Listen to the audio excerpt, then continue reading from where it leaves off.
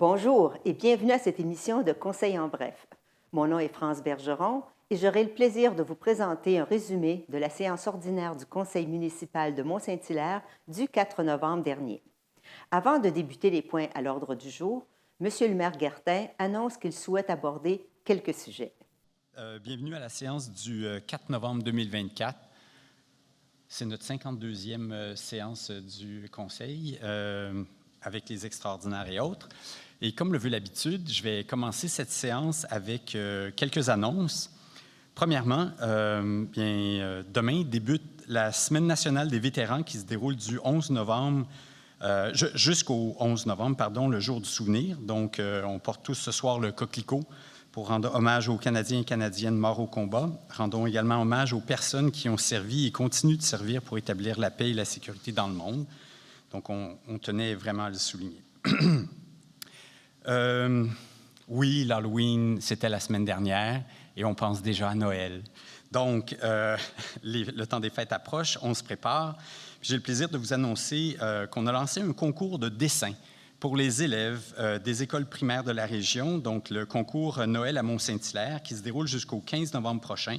Donc, il y aura plusieurs prix offerts aux participants du concours, aux participants qui soumettront des dessins pour une carte de Noël. Et il y en aura une qui sera sélectionnée pour devenir la carte officielle, la carte de Noël officielle du maire de Mont-Saint-Hilaire. Donc, il est possible de déposer vos dessins ici même au pavillon Jordi-Bonnet, à la bibliothèque Armand-Cardinal ou à l'hôtel de ville. Vous pouvez également consulter le site Internet de la Ville pour avoir tous les détails sur les modalités de participation. Alors, troisième nouvelle, à l'égard du budget participatif. J'ai l'impression qu'il y a des intéressés dans la salle parce que je remarque de jeunes concitoyennes et concitoyens qui sont là. Donc, heureux de vous dévoiler ce soir les projets lauréats de notre troisième année du budget participatif. Donc, aurons l'honneur encore une fois, en fait, cette année, deux projets ont été retenus par la communauté. Il y a 4 projets qui étaient en lice: le parcours naturel de la montagne au Parc des Moulins, la création d'une ludothèque, l'illumination du passage vers la gare sur la piste multifonctionnelle et une station d'exercice en plein air. Alors, cette année, ça a été une année record en termes de participation citoyenne à l'étape du vote. En effet, il y a eu 1064 votes d'enregistrés représentant près de 7 % de la population habile à voter. Bon, petite entorse, on permet, nous, le vote à partir de 16 ans, mais quand même. Donc, je vous rappelle aussi que les votes ont été comptabilisés par une firme externe. On fait les choses dans les règles de l'art. Donc, au terme du décompte final, 2 projets lauréats, roulement de tambour. Donc, c'est le parcours naturel de la montagne, un espace de jeu et d'entraînement fait à partir de matériaux naturels au Parc du Moulin, qui a retenu le plus grand nombre de votes.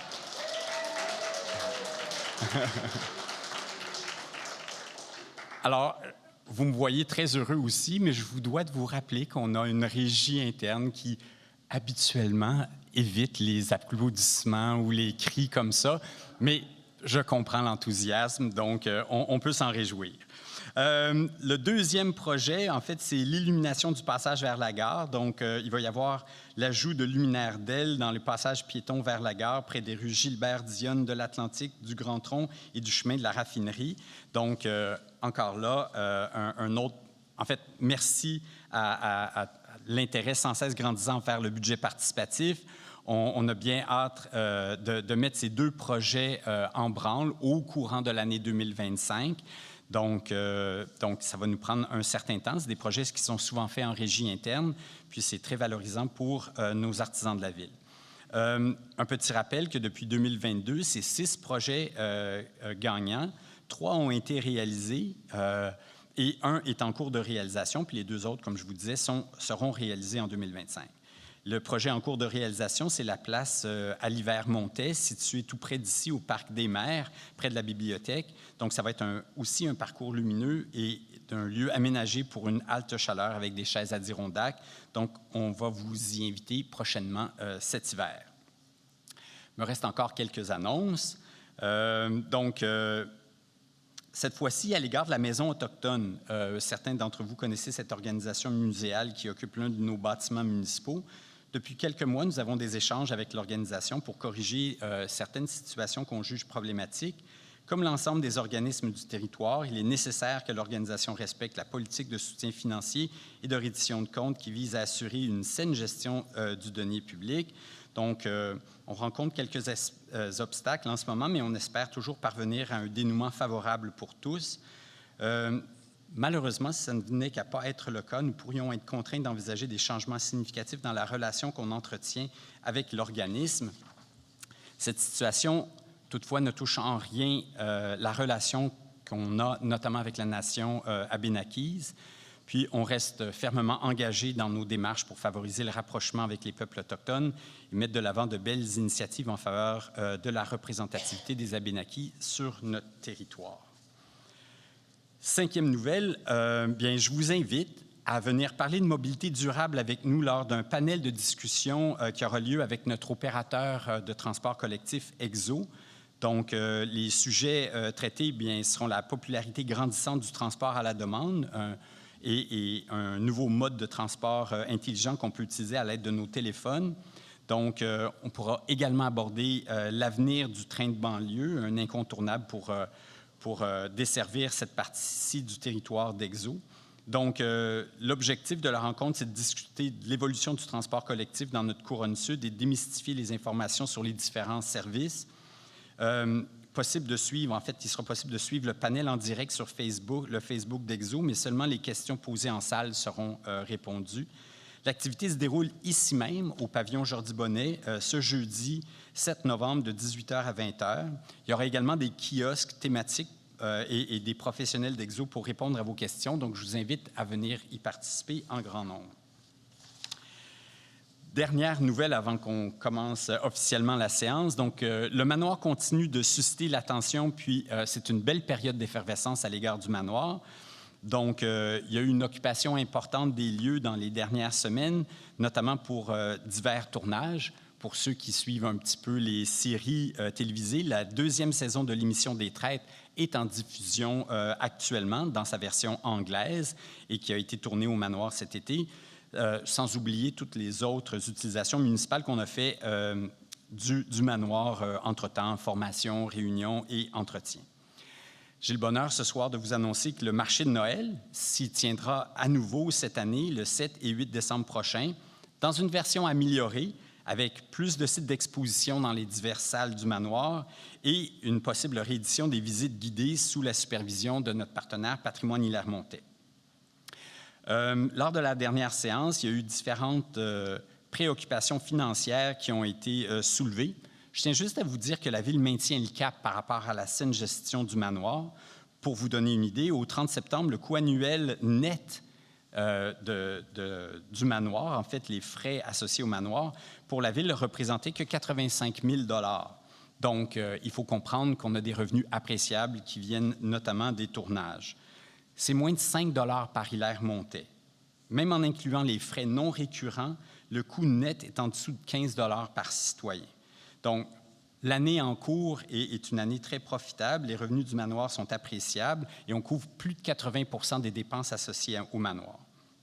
Vous savez, le premier appel d'offres qui a été ouvert ne répondait pas aux attentes de la Ville, du Conseil plus particulièrement, mais la recherche d'un opérateur hôtelier avance à bons pas, puis des pourparlers ont lieu avec plusieurs opérateurs qui ne s'étaient même pas manifestés lors du premier processus d'appel d'offres. Donc, il semble que la récente couverture médiatique à l'égard du manoir ait attiré l'attention de nouveaux opérateurs à notre plus grand bonheur. Le modèle d'affaires préconisé par l'administration se précise et semble être en lien avec les préoccupations des opérateurs recherchés. Puis, on réitère le fait que cette approche favorisera, dans le fond, la protection puis la promotion du patrimoine tout en reflétant les besoins de futurs opérateurs, puis nos considérations à l'égard de la saine gestion financière de cette infrastructure-là. Contrairement à ce qui a été soulevé par certaines personnes, il est important de mentionner l'importance de la protection des deux boisés de part et d'autre du manoir, dont un était clairement visé par un potentiel de développement qui n'était pas souhaitable à nos yeux. Et ça reflète ça, notre engagement pour la protection des milieux naturels, puis l'importance de la nature au Mont-Saint-Hilaire. Donc, on est très fiers, en fait, de ce qu'on a pu faire jusqu'à maintenant pour mieux protéger notre manoir. Après l'adoption de l'ordre du jour, M. Guertin présente la première période de questions. Il souligne qu'en raison d'un grand nombre de citoyens et citoyennes présents à cette séance ordinaire, il souhaite revenir sur la procédure concernant les 3 périodes de questions qu'on retrouve à chacune des séances du Conseil municipal. Pour le bénéfice de toutes les personnes qui sont présentes dans la salle, il y a plein de nouveaux visages, plein de beaux visages. Donc, on a une première séance de questions qui est ouverte en début de séance. Cette séance de questions-là est dédiée à des points qui sont spécifiquement mentionnés à l'ordre du jour. Donc, si vous avez des questions à l'égard des quelques 32 points qui sont à notre ordre du jour ce soir, vous êtes bienvenus de venir au micro. En fait, avant de venir au micro, toutefois, vous devez lever votre main, vous manifester, on va prendre votre nom. Ensuite, il va y avoir un tirage au sort pour savoir qui vient prendre la parole en premier lieu. Puis, vous aurez 4 minutes pour nous exposer votre question à l'égard d'un point à l'ordre du jour. Si toutefois vous avez des questions d'intérêt général qui ne portent pas sur un point qui est spécifiquement à l'ordre du jour, je vous rappelle qu'il y a 2 autres périodes de questions, une pour les questions en salle puis une pour les questions en ligne. L'adoption des 2 projets ayant reçu le plus de votes dans le cadre du budget participatif est présentée par Mme Georget. Considérant que le budget participatif a été créé afin de permettre aux citoyennes et citoyens de proposer des projets éco-responsables, rassembleurs et inclusifs, que la population a été invitée à soumettre des projets entre le 19 février et le 1er avril 2024, que 4 projets soumis répondaient à l'ensemble des critères, que ces derniers ont été soumis au vote entre le 22 juillet et le 27 septembre dernier. Considérant que la compilation des votes et du pointage a été exécutée par la firme Caleideos, considérant qu'une somme de 200 000 $ a été prévue pour la réalisation de ces projets. Donc, je propose que le Conseil approuve les 2 projets lauréats ayant obtenu la plus forte pondération. Donc, comme a présenté M. le maire tantôt, c'est le parcours naturel de la montagne et l'illumination du passage vers la gare, dans le village de la gare. Donc, je propose que la Ville de Mont-Saint-Hilaire s'engage à mettre en œuvre ces projets au cours de l'année 2025. Je seconde. Merci. Tous d'accord, membres du Conseil? Oui. Bravo pour ces 2 projets-là, puis bravo pour toutes les personnes qui ont participé au processus d'élaboration et de vote. M. Meyer présente une demande de renouvellement des membres au sein du Comité sur la préservation du patrimoine bâti de la Ville de Mont-Saint-Hilaire. Oui, j'aime bien qu'on appelle ça le Comité du patrimoine bâti et non, pour ceux qui ne le savent pas, c'est normalement, dans d'autres villes, on appelle ça un comité de démolition. Donc, je propose que ce conseil renouvelle les mandats de M. le maire Marc-André Guertin et de M.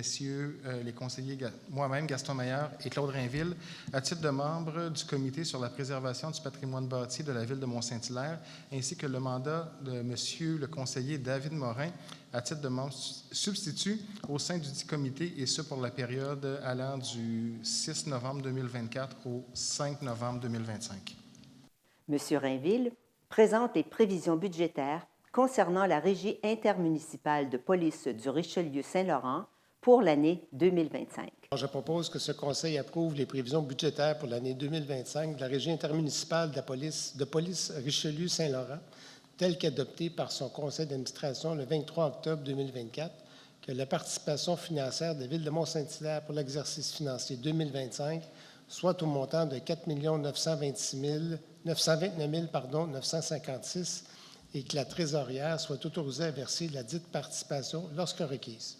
M. Morin présente une résolution portant sur une demande d'aide financière. C'est une demande d'aide financière pour un bel événement qui a déjà eu lieu. Donc, considérant que la Ville de Mont-Saint-Hilaire souhaite déposer une demande d'aide financière dans le cadre du programme d'assistance financière aux événements Plaisir plein air pour le projet D'une rive à l'autre. Par conséquent, je propose que ce Conseil autorise la directrice du service du loisir et de la culture à déposer pour et au nom de la Ville de Mont-Saint-Hilaire une demande d'aide financière dans le cadre du programme d'assistance financière aux événements Plaisir plein air pour le projet D'une rive à l'autre et à signer tous les documents afférents. J'appuie, puis peut-être juste mentionner que c'était la traversée du Richelieu lors du Grand Saut, en espérant que ça va se reproduire dans les années futures. Madame la conseillère Thibault demande une autorisation de dépôt d'un dossier de candidature de reconnaissance à titre de municipalité des enfants. Nous sommes déjà municipalité Amis des aînés. Nous avons aussi d'autres certifications similaires, mais là, on fait une application. On veut mettre notre candidature pour devenir municipalité Amis des enfants. Les enfants sont partis, mais sachez que ça va être très intéressant. Ah, il en reste un? OK. Excellent. Donc, tu es le seul témoin à entendre ça. Donc, faire ça, en fait, devenir une municipalité Amis des enfants, puisqu'on a déjà une politique famille aînée, alors il y a déjà beaucoup d'éléments dans nos politiques qui viennent couvrir les exigences qui font partie là, de la démarche municipalité Amis des enfants. Donc, pour nous, ça va être facilitant, puis aussi, on va être capable d'aller chercher, d'appliquer pour des subventions qui exigent cette certification. Donc, considérant la volonté manifestée et les démarches entreprises par la Ville de Mont-Saint-Hilaire pour devenir municipalité Amis des enfants, donc MAE, je propose que ce conseil autorise et approuve le dépôt à Espace Muni du dossier de candidature pour l'obtention de la reconnaissance municipalité Amis des enfants, que la Ville de Mont-Saint-Hilaire s'engage à mettre en place dans un délai de 3 ans les 3 engagements qui figureront au dossier de candidature pour la reconnaissance MAE, que Mme Isabelle Thibault, donc moi-même, conseillère municipale, et M. José Robello, chef de service loisirs et vie communautaire, soient les porteurs du dossier MAE. Que la directrice du service des loisirs et de la culture soit et est autorisée à signer pour et au nom de la Ville tous les documents nécessaires à cette fin. M. le maire Guertin revient sur les raisons motivant la présence de la chaise des générations. En passant, on a également une chaise des générations qui est toujours avec nous lors des séances du Conseil pour nous rappeler que lorsqu'on prend des décisions, on les prend certes pour les générations actuelles, mais aussi pour les générations futures. Ça témoigne aussi de notre préoccupation grandissante à l'égard de toutes les questions climatiques. Donc, on est vraiment heureux. Ça fait 1 an qu'on a cette chaise des générations-là qui nous rappelle qu'on travaille pour plusieurs générations à venir. À cet égard-là, item 15, proclamation de la grande semaine des tout-petits. Monsieur Leboeuf, avec une charge émotive forte. Oui, absolument. Regardez-moi bien aller.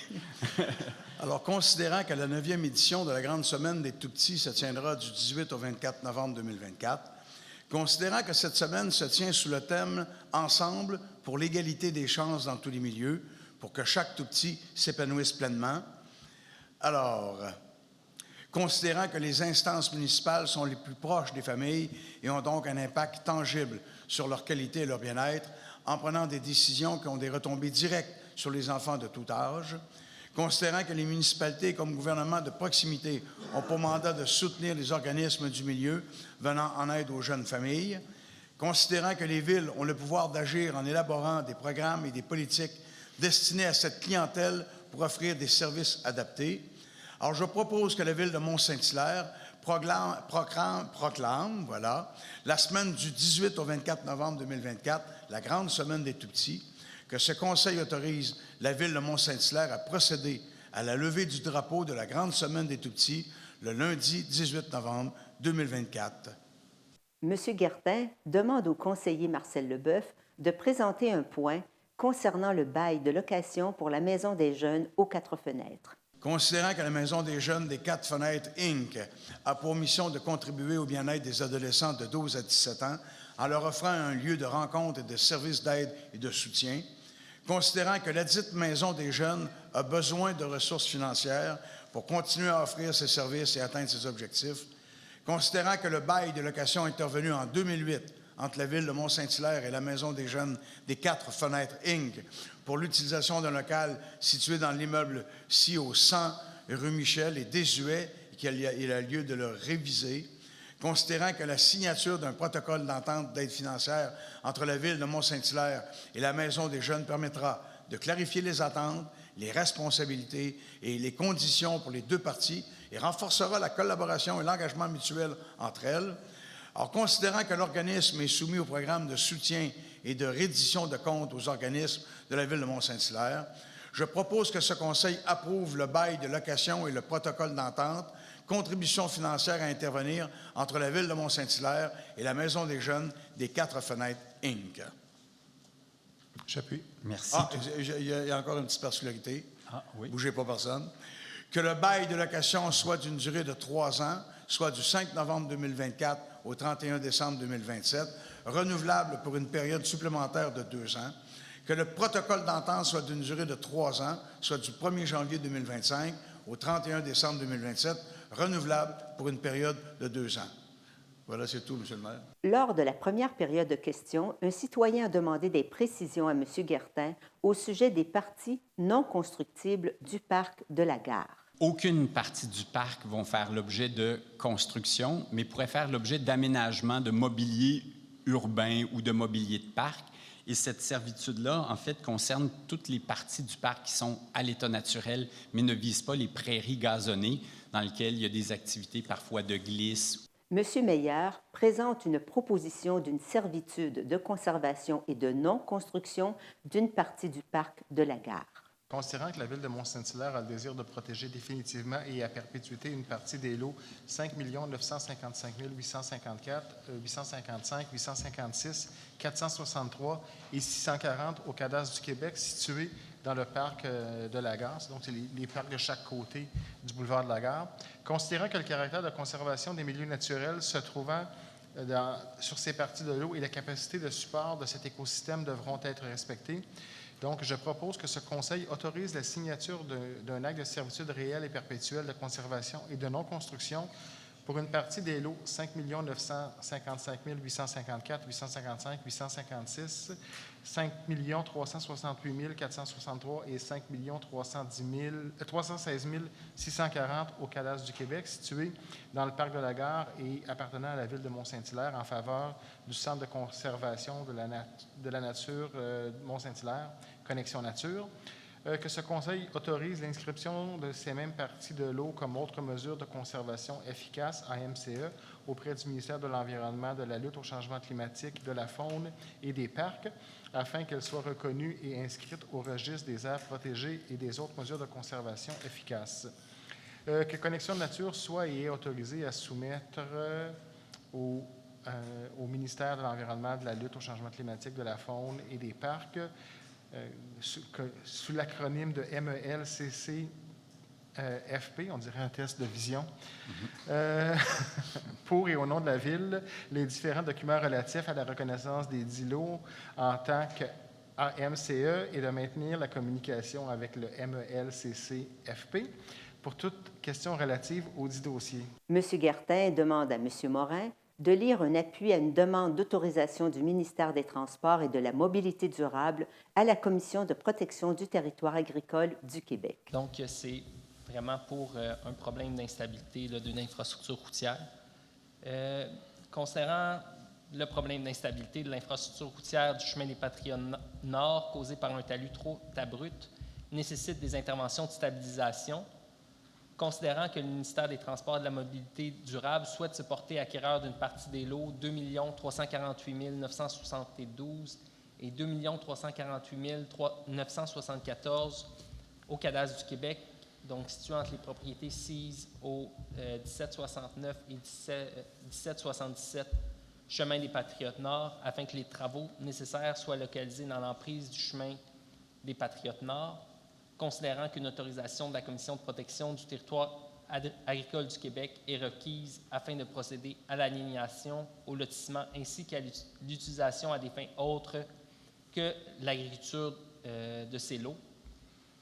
Par conséquent, je propose que ce Conseil appuie la demande d'autorisation du ministère des Transports et de la Mobilité durable auprès de la Commission de protection du territoire agricole du Québec. Un citoyen souhaite avoir plus de précisions sur les calculs d'aide financière alloués aux propriétaires d'immeubles dans le cas de maisons lézardées. On demande plus d'argent au gouvernement du Québec, puis le gouvernement du Québec ne nous en donne pas autant qu'on aurait demandé.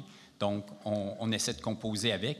Puis, pour ceux qui se posent la question de maison lézardée, c'est une maison, dans le fond, qui subit des préjudices parce que et le propriétaire ne peut plus avoir de recours auprès du constructeur. Donc, on vient lui prêter assistance parce que sa maison a des problèmes de fondation, des problèmes structuraux, pardon. Et le nouveau programme qu'on met de l'avant, c'est pour aider financièrement les propriétaires de bâtiments d'intérêt patrimonial dans le Vieux-Village. Et ces montants-là sont, dans le fond, le gouvernement du Québec verse 50 % du montant qu'on peut offrir aux citoyens. M. Meyer donne quelques explications supplémentaires au sujet des revenus des citoyens qui peuvent bénéficier de cette mesure. Il y a eu quelques demandes. De toute manière, ça suit un peu les braquettes d'impôts au niveau de la progressivité des revenus. Notre système d'imposition est basé sur plus que tu as de revenus importants, plus que tu contribues. C'est un peu le même principe qui est appliqué au niveau du programme. Puis pour celui des rénovations dans le vieux village, ça fait partie du plan d'action de la politique patrimoniale. Donc, oui, comme je le mentionnais tantôt, je suis content de ce règlement-là qui est, en fin de compte, l'application du plan d'action sur la politique patrimoniale, entre autres. Donc, considérant que le règlement numéro 1359 a été précédé d'un avis de motion et de la présentation d'un projet de règlement lors de la séance ordinaire du Conseil tenue le 7 octobre 2024, je propose que le règlement numéro 1359 intitulé « Règlement sur la mise en œuvre du programme de rénovation Québec de la Ville de Mont-Saint-Hilaire, programmation 2024-2025 » soit et est adopté par ce Conseil. J'appuie. Merci. Tous d'accord? Oui. À la deuxième période de questions, une citoyenne remercie le Conseil au nom des familles du chemin de la montagne qui ont participé à la présentation d'un projet dans le cadre du budget participatif. Elle aimerait, par la suite, connaître les échéanciers des travaux de réalisation du projet. Comme vous le savez, il y a eu une soumission qui a été faite. Il y a un comité qui s'est rencontré. Il y a eu des fois, il y a des échanges, des bonifications. Ensuite, c'est notre équipe des parcs qui, dans le fond, à partir du descriptif du projet et autres, qui parfois sollicitent de l'aide externe ou peuvent le faire en régie, tout dépendant des compétences requises et autres. Ensuite, le projet va être, dans le fond, peut-être va faire l'objet d'appels de soumission et autres, mais devrait être mis en œuvre ensuite par la suite. Donc, si vous avez des recommandations particulières qui vont au-delà du formulaire qui a été soumis, mais je vous encourage à soumettre ces considérations-là directement là, à la Ville là, par l'entremise du CLIC. M. Claude Rainville propose la levée de la séance du Conseil à 20h38. Au plaisir de vous revoir le mois prochain.